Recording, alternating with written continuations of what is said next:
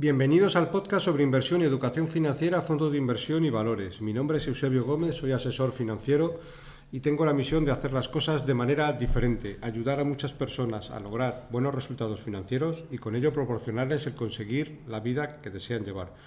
Si estás interesado en solicitar una segunda opinión sobre tu cartera de fondos, puedes hacerlo. Te recuerdo que puedes enviarme tus dudas sobre cómo tienes compuesta tu cartera de inversiones y te responderé con un diagnóstico de la misma.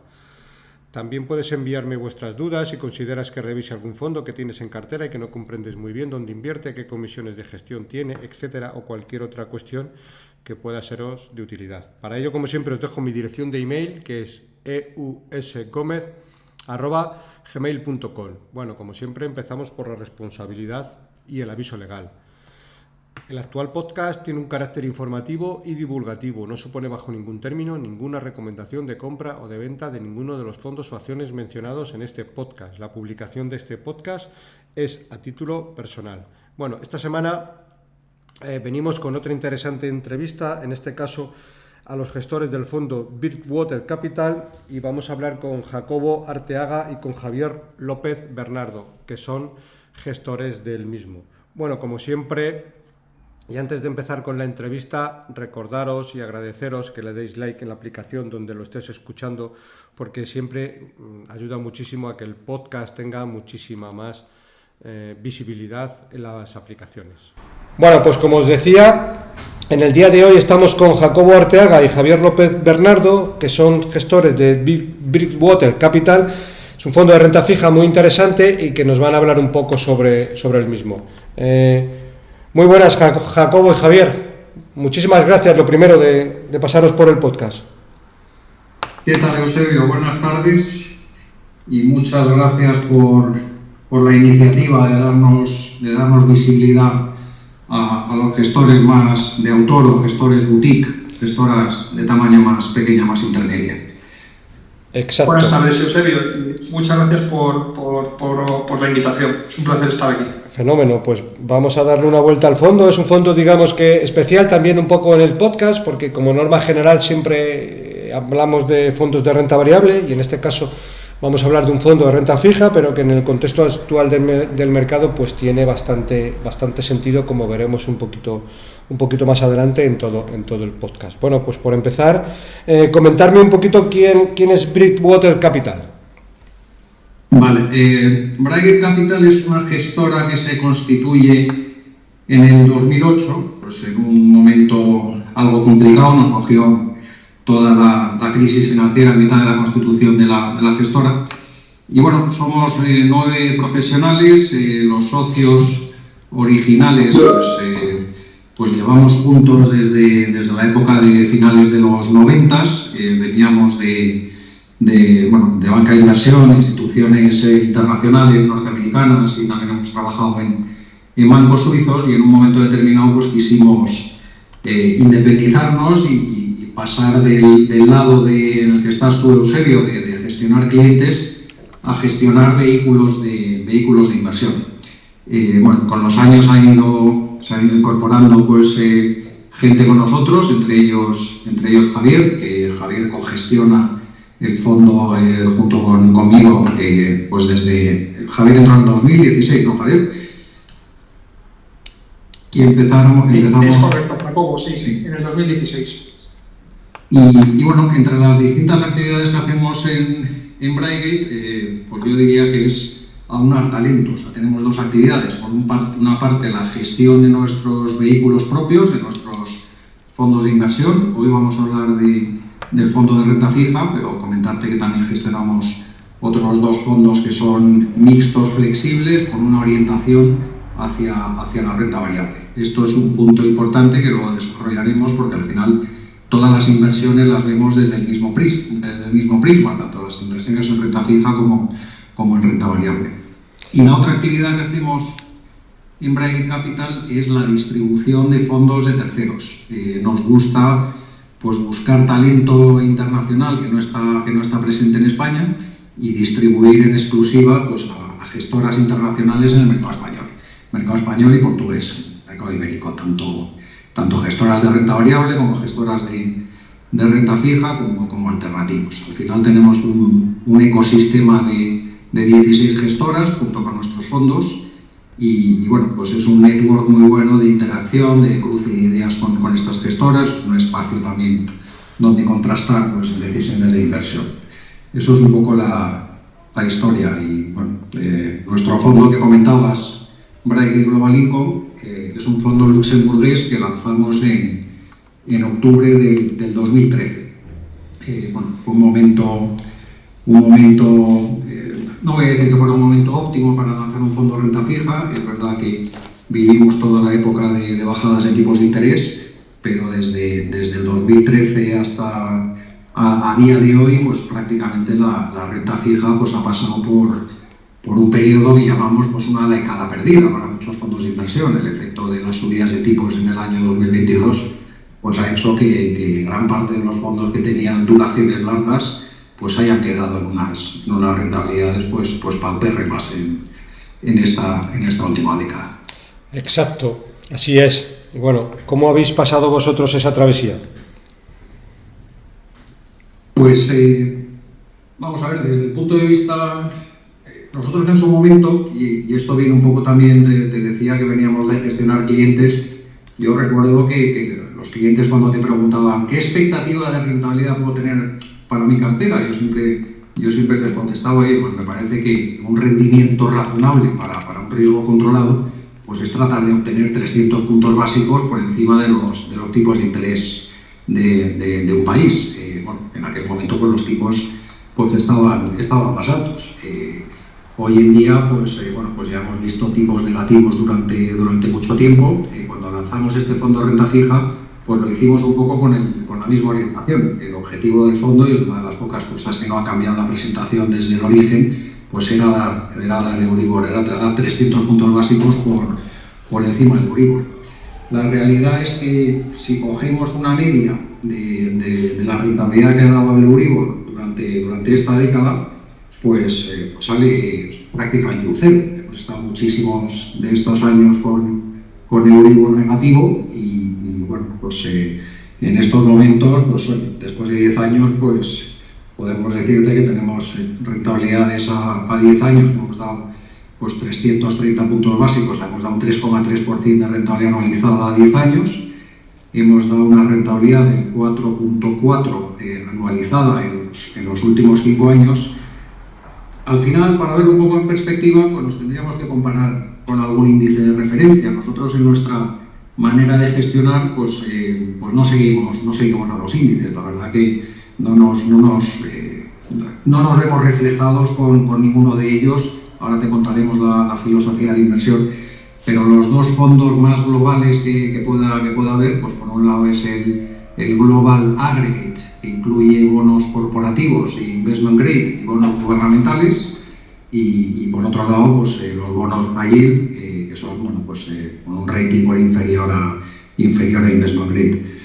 Porque te hagas pues una idea más o menos, una composición del lugar, pues la rentabilidad de los últimos 5 años que hemos dado nosotros ha sido un 4,4% anualizada, cuando el Global Aggregate ha dado un menos 0,9%, y la deuda high yield, estamos hablando siempre de retornos en euros, ¿vale? Índices que son Euro-hedged. Los bonos high yield han dado un 1,4% a 5 años. A 3 años, pues estas diferencias son sustancialmente más significativas. Nosotros hemos dado un 4,2% de rentabilidad anualizada a 3 años, cuando el Global Aggregate ha dado un menos 3,9% anualizado y el Global High Yield un menos 1%. Y en el último año pues hemos dado pues casi retornos de un 9%, cuando el Global Aggregate ha dado un 2,2% y el Global High Yield ha dado un 7,2%. Aquí observando la rentabilidad, que casi es lo más relevante, sobre todo para como fue el año 2022, veo que en el año 2022 el fondo en el que estamos hablando cayó un 4%, que para lo que cayó de media la renta fija, pues digamos que está bastante bien, porque creo recordar que de media cayó un 15-20%, con lo cual, bueno, pues caer un 4% y luego al año siguiente subir, como veo en el 2023, un 9,50%, casi es un poco ahí donde está la meritocracia, ¿no te parece? Está bien. Sí, Eusebio, o sea, nosotros siempre decimos que una de las mejores protecciones que pueden tener un inversor en renta fija es el cupón inicial, ¿no? El yield con el que empieza el fondo, la rentabilidad de vencimiento. Entonces, es una obviedad matemática, pero obviamente un inversor está mejor, puede soportar, tiene un colchón, puede soportar muchas más pérdidas si empieza con un yield del 5 que si empieza con un yield del 1. Sencillamente porque en el último caso, en cuanto los bonos se elevan un 1% hacia abajo, pues va a empezar a incurrir en pérdidas, ¿no? Mientras que en el segundo caso, pues necesitas tener un 5 de caída. Esto parece una obviedad, pero es una cosa que durante muchos años se les olvidó a los inversores. Lo que tú mencionabas del año 2022 en gran parte se debió a que empezábamos con un cupón, una rentabilidad de vencimiento mayor que la que empezaban nuestros peers y la que empezaban la mayoría de los índices. ¿Eso qué quiere decir? Eso quiere decir que durante el año, si haces una labor razonable de la reinversión de los cupones, que es el principal trabajo que tenemos que hacer los gestores de renta fija, y luego si quieres podemos extender un poco más este punto. Si haces una labor correcta de reinversión de los cupones, significa que tú las caídas te deberías poder beneficiarte de ellas. ¿Por qué? Simplemente por la obviedad de que es mejor comprar un bono barato que comprarlo caro. Tú recibes cupones de los bonos en los que estás invertido y esos cupones los tienes que reinvertir, te guste o no. Esto no es un tema de ser contraria o decir quiero que las cosas caigan, no, es que los gestores de renta fija tenemos el trabajo que es reinvertir los cupones. Según el año 2022, nosotros empezábamos con unos cupones más elevados que la competencia, que luego teníamos la flexibilidad de poder reinvertirlos. Pues durante el año 2022 surgieron oportunidades de inversión muy atractivas que nos permitieron pues cerrar con una rentabilidad que decías tú, pues que era una rentabilidad razonable del menos 4%. No solo era importante, Eusebio, cerrar con un menos 4%, sino decir, oye, vale, hemos cerrado con un menos 4%, pero ¿cuál es la nueva rentabilidad que estamos dando, no? El 31 de enero del año 2022. Claro, porque para nosotros hubiese sido un desastre, ¿no? Haber caído un 4% y no haber incrementado rentabilidad para los partícipes. Simplemente por el efecto matemático que tienes de, oye, si el fondo te cae, tendrías que tener más rentabilidad, simplemente por ese efecto matemático ya deberías tener más rentabilidad, ¿no? Nosotros estamos contentos en el año 2022 porque añadimos 250 puntos básicos de rentabilidad a perpetuidad. Si los tipos ya no se quedasen constantes, no cambiasen y nada más, pues el fondo empezó el año 2023 con una rentabilidad del 7. ¿De acuerdo? Y sin incrementar duración. Que esto es muy importante, desde mi punto de vista. Sí.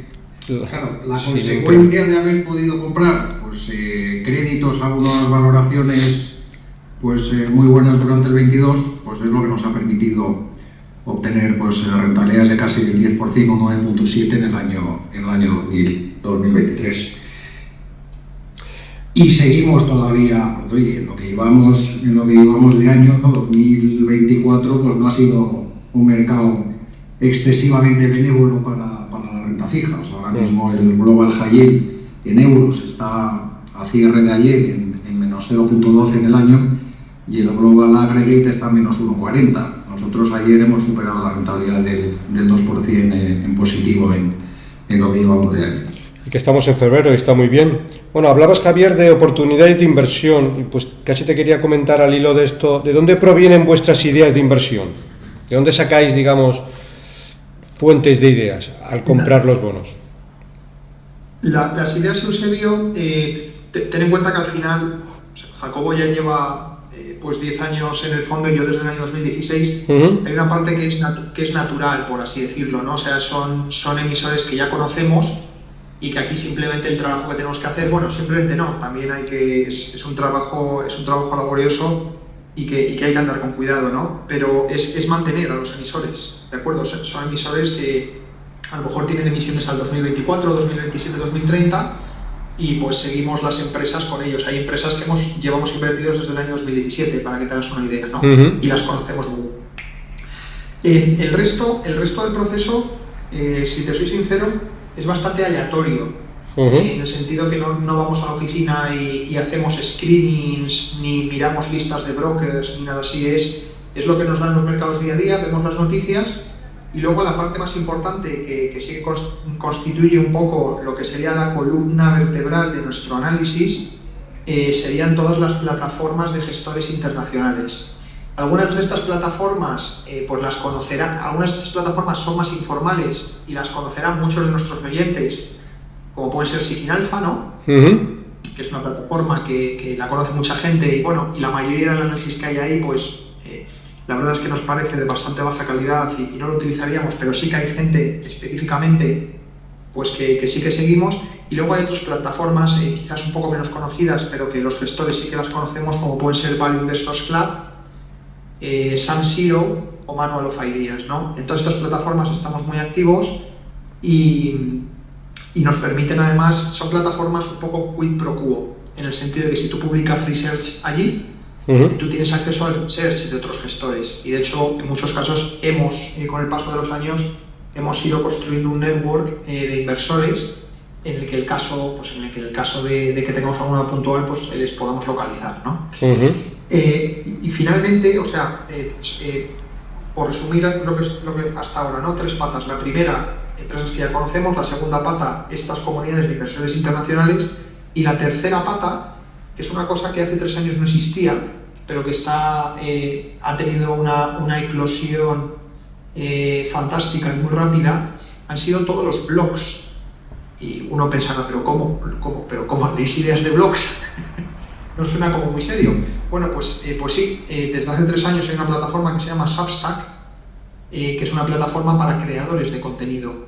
Muchos analistas de la industria, incluso gestores, se han creado sus propios newsletters, sus propios blogs, en el que publican ideas de inversión. Algunas son de pago y otras no. Entonces ahí estamos suscritos a varios de estos blogs y bueno, pues por ejemplo, por ponerte cara y ojos para que veas la calidad de este research, tenemos un blog que lo escribe un gestor que tiene un fondo solo de financieras americanas. ¿De acuerdo? Entonces es un tío que solo se dedica a hacer eso y es un gestor buy side como nosotros, Eusebio.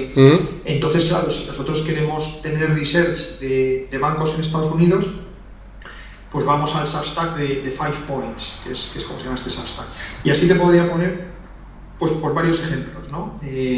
Ha sido una fuente pues que francamente hace años no estaba y que creemos que ha democratizado mucho el acceso al research. Es increíble, porque hace años que no estaba en internet, cuando querías pedir un informe te lo tenían que mandar en papel, con lo cual la diferencia es abismal. Nosotros no pagamos Eusebio por research de bancos de inversión. Eso es información que está en el mercado y que la lee demasiada gente. Cuando todo el mundo lee lo mismo, pues las cosas se ajustan en precio. Entonces, claro, research sobre deuda del Banco Bilbao Vizcaya, pues hay a patadas en el mercado. Me aporta muy poco un informe respecto a otro. Pero a nosotros nos gusta ir a emisiones distintas de las que se suele ver en la comunidad de renta fija nacional. Te pongo un ejemplo, hay una compañía de real estate que tenemos en cartera, que es una empresa norteamericana que se dedica a la gestión de espacios carcelarios de penitenciarías en Estados Unidos. Entonces, es una compañía de real estate porque es el dueño de los terrenos y de las infraestructuras, etc. Claro, los grandes bancos de inversión pues no escriben sobre este tipo de compañías. Son compañías, son emisiones grandes, son compañías muy rentables y al final la gestión, yo siempre hablo de la soledad de las decisiones, que cuando estamos Javier y yo y tenemos que tomar una decisión sobre una compañía, pues oye, te sientes muy solo tomando decisiones, te gusta poder contrastar las decisiones que tomas con gente que opina como tú y lo que es más importante, con gente que no opina como tú. Y este tipo de comunidades, este tipo de blogs, que muchos de ellos son de pago y que estamos suscritos a varios de ellos, pues te permite crearte una red, un network de interactuación pues con mucha gente brillante, pues que es independiente, gente que gestiona hedge funds, gente que gestiona sus propios portfolios o otros gestores de fondos también boutique o independientes que hay a nivel global. Muy interesante. Por tanto, ya que estamos hablando del fondo que es de bonos, ¿quién elabora el rating de los bonos que tenéis en cartera? ¿Vosotros directamente o os fijáis en las agencias de calificación? Vamos a ver, como te decía antes, la información que es pública en el mercado y es conocida por todo el mundo ya está en valor. Entonces, cuando una agencia de calificación cambia el rating a una compañía, pues ya es imposible tradear un bono al precio al que tú quieres, ya es tarde, ya lo han leído todos los brokers que están en otro lado de la mesa y las otras contrapartidas que hay en el mercado. Con lo cual siempre comentamos Javier y yo que nuestro trabajo es adelantarnos a lo que hacen las agencias de calificación, intentar adelantarnos. Para ello, pues tú tienes que entender muy bien las dinámicas que utilizan y las metodologías que utilizan las agencias de calificación pues en los distintos sectores. Las dinámicas del sector de oleoductos o de midstream son totalmente distintas que las dinámicas del sector de consumo cíclico o de compañías retail. Entonces, bueno, cuando tú entiendes cómo funcionan las agencias de calificación y qué tiene que ocurrir para que cambien el rating de una compañía, o el positive o negative expectation, la expectación, digamos, sobre esa compañía, pues tratamos de adelantarnos. Y al final, pues no dependemos tanto de los ratings. Nosotros vemos más los ratings de las compañías como una oportunidad. Por ejemplo, típica situación que se llama los ángeles caídos o los fallen angels, cuando una compañía que es investment grade, que es triple B, baja a doble B, pues se genera una corriente en el mercado, una presión vendedora sobre los bonos de esa compañía, pues porque hay muchos fondos de inversión que solo pueden invertir, su mandato es invertir en investment grade, que tienen que deshacerse del papel de esos bonos que han pasado a ser pues deuda basura, como se conoce comúnmente a estos bonos aquí en castellano. Entonces, para nosotros es una gran oportunidad, una corriente muy vendedora de un papel, pues hace que las valoraciones y los precios en renta fija pues se muevan de una manera muy agresiva y, oye, te permite posicionarte en momentos de liquidez mirando desde el otro lado de la mesa, mirando desde el lado del comprador. Entonces, sí seguimos las agencias de calificación, pero no es algo determinante para nosotros. De hecho, tenemos la posibilidad en el fondo de comprar deuda sin rating por agencias de calificación, y eso no significa que tengan más riesgo o menos riesgo, significa que hay muchas zonas geográficas a nivel global donde hay emisiones muy grandes y muy líquidas que no tienen rating. Ahí es donde entramos nosotros a asignarle los ratings. Si fuéramos Standard & Poor's o si fuéramos Moody's, ¿qué rating asignaríamos con su metodología a esta emisión? Correcto. Bueno, pues por adentrarnos un poquito más en el fondo, conservo aquí dentro de en el ordenador una presentación que me mandasteis hace mucho tiempo y que habla un poco de qué hacéis en el fondo y qué no hacéis. Bueno, un poco para que se lo expliquéis a los oyentes un poco qué es lo que os centráis y sobre todo también importante qué no hacéis, porque esto pues es relevante para saber un poco qué bonos compráis y qué bonos excluís, ¿vale? Mira, si quieres, Eusebio, Jacobo ahora te va a pasar a comentar esa slide que como tú mencionabas, son los aspectos cualitativos de lo que no hacemos. Pues no hacemos determinados sectores, no hacemos, yo sí que estoy hablando del aspecto cuantitativo. ¿De acuerdo? No es que a uno le demos más importancia que a otro, es una cosa conjunta, ¿de acuerdo? Pero los dos tienen que estar, ¿de acuerdo? Si uno de los dos falla, no seguimos adelante estudiando la idea. Ten en cuenta que somos un equipo pequeño y tenemos que ser muy eficientes cortando las ramas del árbol, por así decirlo. Los sitios que no llevan a ningún sitio, los caminos que no llevan a ningún sitio, esos hay que eliminarlos cuanto antes. A nivel cuantitativo, la regla que nos ponemos y que para nosotros es un sine qua non, nosotros damos muchísima importancia al historial de rentabilidades sobre el capital de las empresas que estudiamos. Si la empresa en cuestión que vamos a empezar a estudiar, ya sea para la renta fija en este fondo o para los fondos de renta variable que hacemos, si esa empresa tiene un historial de rentabilidades que no supera el coste de capital, no seguimos con el estudio. ¿De acuerdo? Para nosotros es la condición sine qua non. Te sonará, hace algunos años se puso muy de moda un esquema teórico de valoración que se llamaba EREVA, Economic Value Added. Que lo publicó pues McKinsey, Boston Consulting, Coca-Cola, ¿no? Y que básicamente decía, oye, tú solo deberías pagar en tu valoración por aquellos beneficios que se generan por encima del coste del capital, lo que se conoce en la literatura un poco más académica como beneficios residuales o beneficios económicos. Los beneficios contables son los que tú ves en una cuenta de resultados, ¿de acuerdo? Mientras que los beneficios económicos o residuales son aquellos que ya tienen en cuenta ese coste de oportunidad, ese coste de capital, que en nuestro caso lo solemos poner entre el 7 y el 10%. ¿De acuerdo? Si vemos que una empresa tiene un historial bastante... Puedes tener un año o dos malos, por supuesto, si son negocios cíclicos, pero si vemos que una empresa tiene un historial que no es consistente o tiene un historial pues que ha sido decreciente, que era una empresa que venía a generar rentabilidad sobre capital del 20% y ahora son del 10%, son cosas que no hacemos. ¿De acuerdo? ¿Por qué? Porque ya no es solo un tema cuantitativo. Esa métrica, que es una métrica muy agregada y puede parecer así como un poco tontorrona, ¿no? Y como un poco simplista, ¿no? Encierra muchas cosas, ¿no? O sea, encierra pues cuál es la política de fijación de precios de la empresa, su capacidad de fijación de precios, su estructura de costes. También un poco se muestra cuál es la eficiencia en la utilización de los activos, el turnover de la empresa, refleja muchas cosas, ¿no? Y cuando tienes una historia de 10 años a lo largo de muchos ciclos económicos, ya te da una idea bastante certera de que qué pelaje tiene esa empresa, ¿de acuerdo? Con lo cual, para nosotros, de hecho, es la manera en que nosotros valoramos las empresas. Esto simplemente no solo nos dice la calidad del negocio, sino que nosotros utilizamos estos beneficios residuales a la hora de calcular el valor de empresa de cada una de las compañías en las que estamos invertidos, ¿de acuerdo? Nosotros no valoramos nuestras empresas por múltiplos. Tampoco utilizamos un descuento de flujo de caja, ni tampoco utilizamos dividendos, ¿no? Nos centramos en la capacidad que tienen nuestras empresas en generar beneficios residuales. Fenomenal.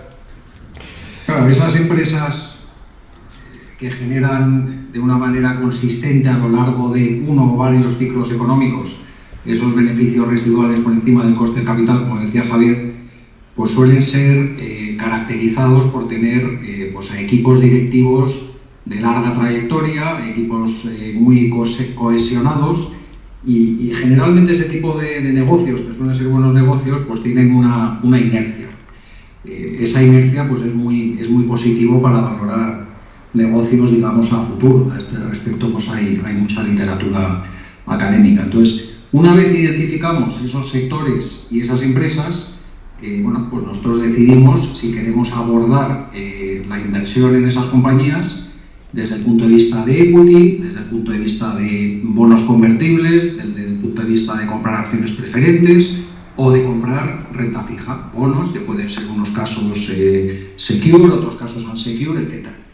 Y en función de cómo abordemos a esa compañía, pues lo incluimos pues, en el fondo de renta fija, o en el fondo mixto, o en el fondo de renta variable.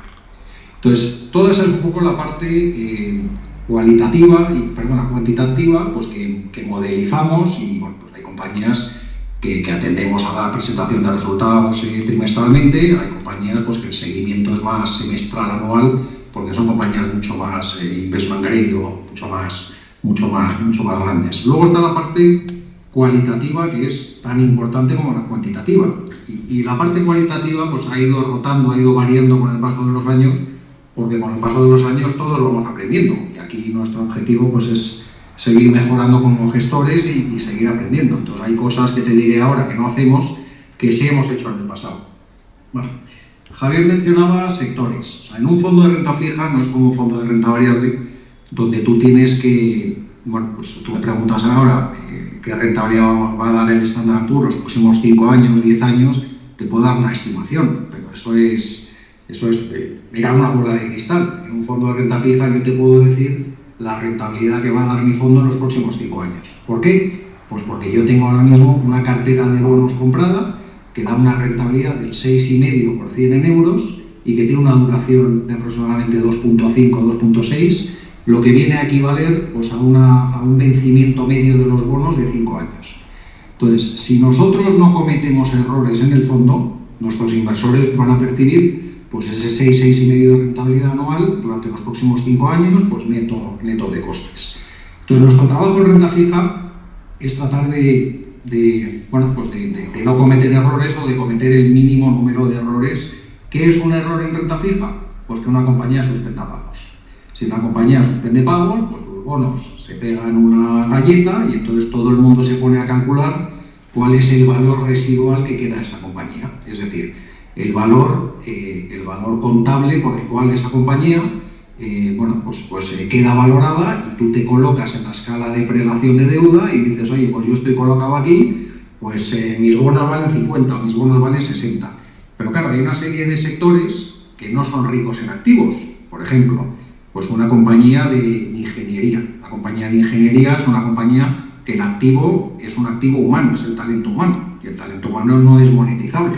Tú no puedes vender a los empleados y obtener dinero por ello. Por tanto, pues esas compañías pueden tener unos recovery values cuando tienen problemas, pues prácticamente tendentes a cero.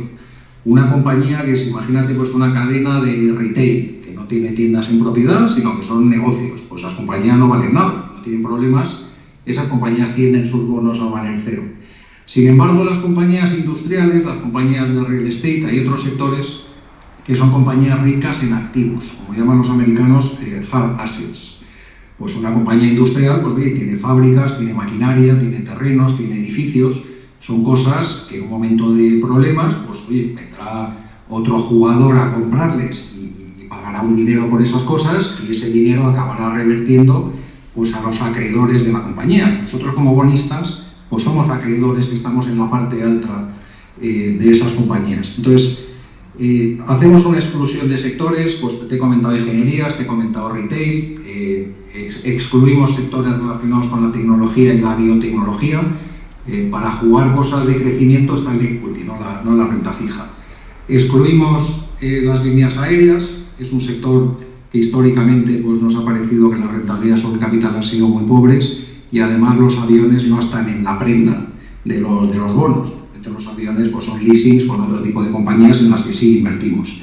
Y luego pues, huimos también de compañías reguladas, compañías de utilities, etc.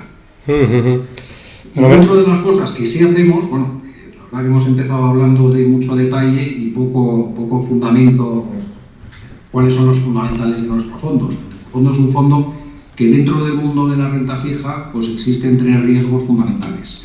Un riesgo es el riesgo de crédito, otro es el riesgo de tipo de interés, de duración, y otro es el riesgo moneda. Nosotros solo jugamos a un riesgo, que es el riesgo de crédito.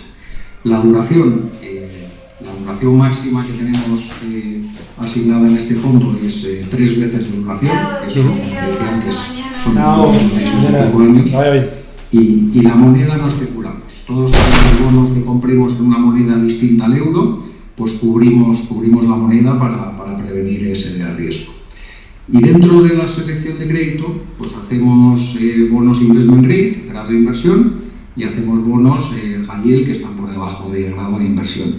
Pero nos centramos mucho en la parte alta de los bonos high yield. Normalmente nos gusta mucho el espectro de compañías Ws. Yo te diría que el 80% de la cartera está conformado por emisores W y triple B. Y por otro lado, bueno, pues, no nos gusta meternos en el charco de calificaciones crediticias bajas, te hablo de Bs y mucho menos triple Cs. Históricamente han sido ratings que han tenido unos riesgos y cuando vienen las épocas mal dadas, unas tasas de default pues muy altas y a costa de ese riesgo pues no te está pagando unos excesivos spreads de rentabilidad por encima de lo que serían los Ws. Otras cosas que no hacemos, mercados emergentes nos preguntan mucho, es un fondo global, nuestro fondo es un fondo global, es duración corta limitada a 3, es un fondo cubierto a euros y dentro de la globalidad del mundo, pues lógicamente sí hay mercados emergentes que a mucha gente pues, lo asocia con mercados con un exceso de riesgo. Jugamos solo la parte de mercados emergentes más conservador, es decir, lo que nos preocupa mucho en los mercados emergentes es compañías que tienen ingresos en moneda local, que no tienen ningún tipo de ingreso en monedas fuertes como puede ser el dólar o el euro porque no exportan, tienen sus gastos en moneda local, pero sin embargo emiten deuda en dólares. Claro, cuando eso ocurre y te vas a una economía donde puede tener una inflación alta y que haga que se deprecie tu moneda, si se deprecia tu moneda y tú tienes deuda emitida en dólares, pues el balance de la compañía se ve muy comprometido. Con lo cual solo invertimos en compañías de mercados emergentes que tengan cubiertos el riesgo inherente a su negocio. Por ejemplo, pues una empresa cárnica de exportación de proteína cárnica en Brasil. Bueno, pues es una compañía que, como casi toda la carne que produce la exporta afuera y cobra en dólares, pues se puede permitir emitir deuda en dólares, porque machea los ingresos provenientes de las exportaciones con la deuda en balance que está en dólares. Y bueno, y luego cosas también que nos alinean nuestros intereses con las compañías. No nos gusta, por ejemplo, invertir en deuda de compañías que estén participadas por fondos de capital riesgo. Al final, los fondos de capital riesgo pues es una inyección de dinero a las compañías pues para que hagan un plan de crecimiento, pero los intereses no están muchas veces alineados con los bonistas. Hemos visto multitud de veces que compañías emiten deuda para pagarse un dividendo ordinario a los accionistas, entre los cuales están los gestores del capital riesgo. Entonces, ese tipo de cosas tampoco lo hacemos. Entonces, si tuviera que resumirte en una frase, que es la que Javier y yo tenemos presente todo el día, nosotros en nuestro fondo lo que tratamos de incorporar son activos cuyos riesgos estén correctamente retribuidos. Y una cosa importante es que no somos un fondo que tenga una orientación a estar 100% invertido en mercado.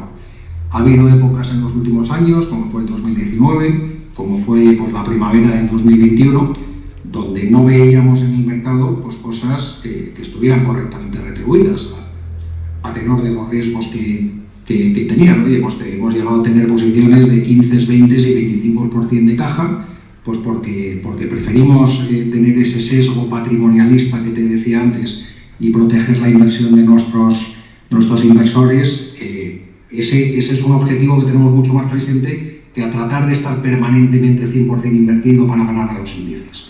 No nos movemos en ningún momento dado con un criterio de tener que batir a nadie. Nos movemos con un criterio de generar rentabilidad con el menor riesgo posible y tratando de minimizar los errores en renta fija. Muy interesante este dato del 25% en caja, porque te hace un poco que, bueno, pues sobre todo no comprar caro, de alguna manera, determinados bonos. Bueno, pues por adentrarnos un poquito ya más a fondo en el fondo, ¿cuántos bonos en el momento actual tenéis dentro del fondo? Ahora mismo tenemos unas posiciones normalmente entre 50 y 60, Eusebio, y es donde queremos estar, por lo que te decía Jacobo, de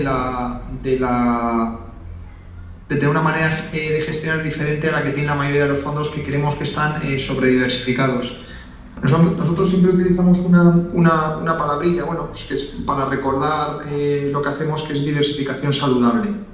No tenemos la sobrediversificación, los 150, 200 títulos o más que tiene la mayoría de los fondos de renta fija que hay en el mercado, que nos parece pues que eso, la cantidad de gestión activa que puedes hacer ahí es francamente limitado. Pero por otro lado tampoco tenemos una concentración que desde nuestro punto de vista a lo mejor se podría hacer, pero no encajaría tanto con nuestro estilo de inversión, que sería, pues imagínate, tener 20 o 25 bonos.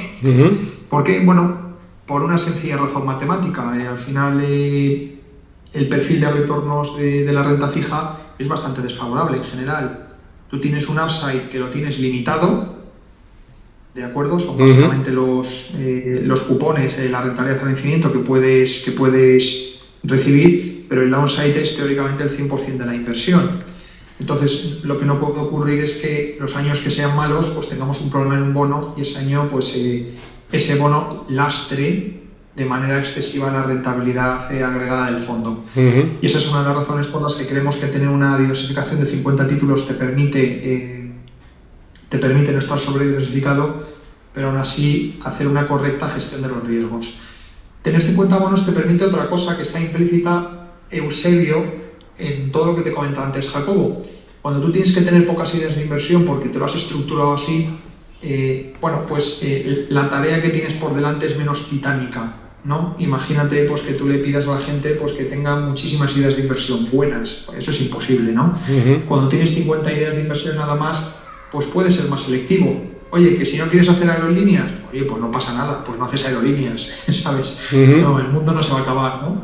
Entonces tienes todavía pues mucho campo que recorrer y hacer muchas cosas. Oye, que no quieres hacer emergentes, como te decía Jacobo, que la divisa no esté cubierta, que no esté macheada los revenues con la deuda, pues perfecto, pues seguro que tienes una carterita de emergentes, hizo 15 bonos que cumplan esas características, ¿no? Y así sucesivamente. Creo que, de hecho, la concentración del fondo, con el paso del tiempo, se ha ido concentrando más. Yo creo que estamos ya más allá de 50, por debajo de 50 bonos no nos iríamos, ¿no? Pero son las dos conclusiones que hemos sacado. Creemos que con una cartera relativamente más concentrada de 50 títulos y mejor calidad crediticia, ¿no? Pues nos permite ser a la vez pues más selectivo. Y porque una cartera... Que nos gusta ponderar, darle una cierta ponderación a nuestras mejores ideas. Hoy hemos comprado pues un bono que nos ha parecido excelente y le hemos metido un 3,10% del fondo. Al final nuestros top 10 pues están en torno a un veintitantos. Claro, pues una buena idea de inversión, si compras un 0,30 del fondo y tienes 200 títulos, pues no pondera, no pesa absolutamente nada. Luego también comentarte, Eugenio, te he comentado que somos un fondo de duración corta, pero eso no es porque quisiéramos en su día tener en el fondo esa coletilla. O sea, hay una justificación detrás. Si tú miras históricamente los mercados de crédito, pues la renta fija corporativa eran compañías que emitían a 3 años, a 5 años, como mucho a 7 años. Al final, pues hay épocas de mucha complacencia en el mercado, el mercado lo compra absolutamente todo, especialmente cuando los tipos están muy bajos, donde la gente se vuelve un poco loca y las compañías al final, asesoradas por los bancos de inversión que contratan para que les ayuden a emitir deuda, pues les asesoran, pues lógicamente, oye, si el mercado lo compra todo, pues vamos a pagar menos cupón, vamos a alargar el plazo de la deuda y vamos a reducir las garantías que tienen los bonos. Y eso se va traduciendo en todos los bonos que en esas épocas van saliendo en nuevas emisiones en el mercado. Si tú te dedicas pues a comprar todas esas nuevas emisiones, al final te estás cargando de una cartera que cada vez tiene más riesgo. Y al final siempre hemos dicho que los grandes fondos y los índices y los ETFs se parecen todos mucho, porque esos grandes fondos se tienen que nutrir de ese mercado primario para ir comprando renta fija. Tú no puedes salir con un ticket de 50 millones o de 70 millones a comprar un bono en secundario, porque hay muy pocos bonos que no sean gubernamentales, quiero decir, en créditos que te absorban esos volúmenes. Entonces, para nosotros un índice de renta fija, de la misma manera que un índice de renta variable, es algo que está compuesto por las mejores compañías del mundo y más capitalizadas, y es algo positivo. En renta fija un índice para nosotros es un elemento agreste. Está compuesto de los sectores que más deuda han estado emitiendo en los últimos tiempos. Y esos sectores suelen coincidir con ser los sectores más problemáticos.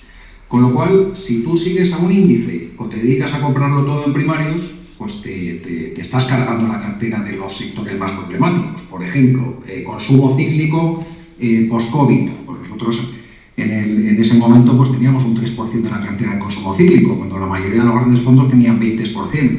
¿Por qué? Porque era un tema binario. Si salía la vacuna, pues esas compañías iban a volar. Si no salía la vacuna, pues iban a ir a rollo la mayoría de ellas. Esos temas binarios no nos gusta jugarlos. Entonces tendemos a tener pues una descorrelación sectorial muy fuerte respecto a los índices, ponderando esos sectores con compañías ricas en activos que te decía antes, y mantenemos una duración de 3 pues para no dejarnos llevar por la época de complacencia donde se emiten pues, los típicos cocos de VS en la primavera del 2021 con un cupón de 3,5 octavos y con unas garantías pues bastante paupérrimas. Luego pasa lo que pasa con los Credit Suisse cuando se pierde todo el dinero, etc. Eso es un poco un resumen. Fenomenal. Hablarnos cualquiera de vosotros dos, por ejemplo, de la mayor posición que tenéis en el fondo y cuánto representa. Uno de los bonos que tenemos ahora de principal posición, que lo hemos incorporado este año, Eusebio, es un conglomerado industrial americano que se llama Textron. Es una empresa que se dedica fundamentalmente tienen varias líneas de negocio, pero fundamentalmente a la aeronáutica. Y bueno, ¿qué nos ha traído de este bono? Bueno, es un bono investment grade, ¿de acuerdo? Con lo cual, pues ya sabes que en este tipo de bonos las tasas de default esperadas pues son muy bajas, de hecho menores al 0,5%, ¿no? Y por otra parte, como siempre te decía, o sea, cumple todos los requisitos que te hemos enumerado antes, ¿no? Tanto a nivel sectorial como a nivel de equipo directivo y sobre todo a nivel cuantitativo, lo que te decía, qué rentabilidades sobre el capital ha tenido en la última década, ¿no? En el caso de Textron, pues han sido en torno al 15 o el 20%. No es un negocio rentable, es un negocio que tiene una cierta visibilidad, ¿de acuerdo? Y es un negocio más con un balance pues muy bueno, ¿no? El negocio tiene muy poca deuda neta. En este caso, bueno, es un bono que está muy subordinado en la estructura de capital y nosotros lo compramos pues con una rentabilidad en torno al 8% en euros, ¿no? Que para nosotros pues para nada justifica esa rentabilidad con el balance que tiene una empresa de este tipo, ¿no? O sea, estamos aquí hablando de rentabilidades casi en el espectro de las B- o single Bs, un bono que está pues que es un investment grade, ¿no? Como tiene cupón flotante, la teoría que tenemos Jacobo y yo es que muchos participantes de mercado no lo han querido comprar porque tienen miedo de que los tipos bajen y que se queden atrás en este bono, ¿no? Nosotros no nos importa porque el reseteo del bono es trimestral, con lo cual hay una gran parte del cupón que tarda en ajustarse en caso de que los tipos bajes, y además el bono pues cotiza con un descuento importante y no tienes ningún tipo de problemas de salud crediticia. ¿Qué vencimiento tiene? Es un bono perpetuo, pero con una fecha de call próxima. Vale. Entonces, si no lo colean, se convierte en un flotante. Por lo tanto, aunque sea perpetuo, pues la duración es muy bajita. Fenomenal. Vale, pues explicarnos si queréis otra posición que tengáis dentro de las mayores posiciones en cartera. Otro bono similar que consideréis característico para que, bueno, pues los oyentes se hagan un poco a la idea de lo que se pueden encontrar dentro del fondo.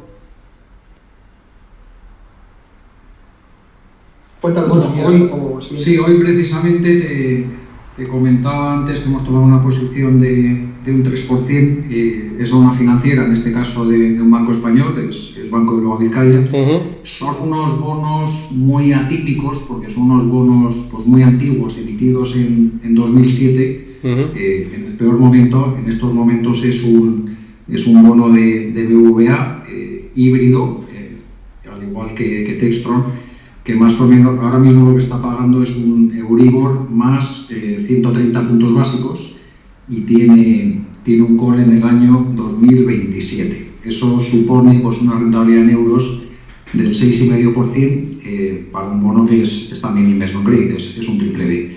Si no lo colearan en el 2027, se convierte, hay un step up, pasa de pagar Euribor más 130 puntos básicos a Euribor más 280 puntos básicos.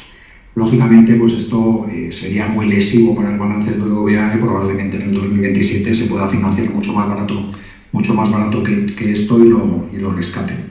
Hemos tomado una posición de un 3% del fondo. Bueno, pues esto es lo que te comentaba antes. Es un fondo que consideramos que la rentabilidad que obtenemos pues claramente justifica el riesgo que estamos entendiendo. Fenomenal, entendido.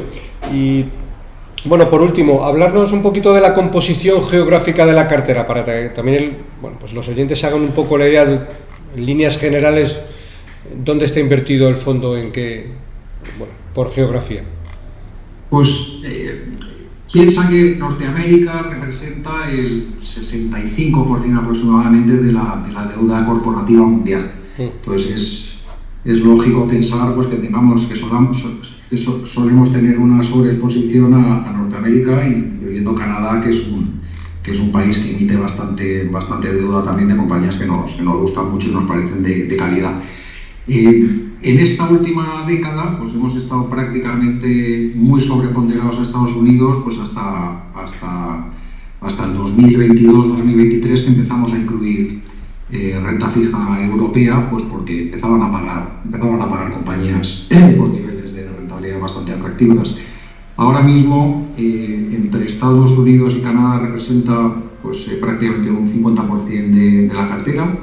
Europa con Gran Bretaña representaría un 40% de la cartera y mercados emergentes pues sería el resto. Dentro de mercados emergentes, donde somos muy selectivos o muy adversos, es el mercado asiático, por supuesto el mercado chino, oye, todas estas compañías de real estate que han tenido problemas recientemente son compañías que conocemos y que hemos estado invertidos en 2014, 2015, en otros momentos. Yo creo que fuimos uno de los primeros, si no primera gestora española que tuvo la licencia para comprar bonos en Asia, en China, en renminbi. Se llamaban los dim sum bonds, que eran los bonos que podían comprar los occidentales, y fuimos muy activos en ese momento, pero estuvimos viendo un poco el deterioro de los balances de esas compañías, el sobreapalancamiento, y nos salimos pues hacía muchos años, en 2017.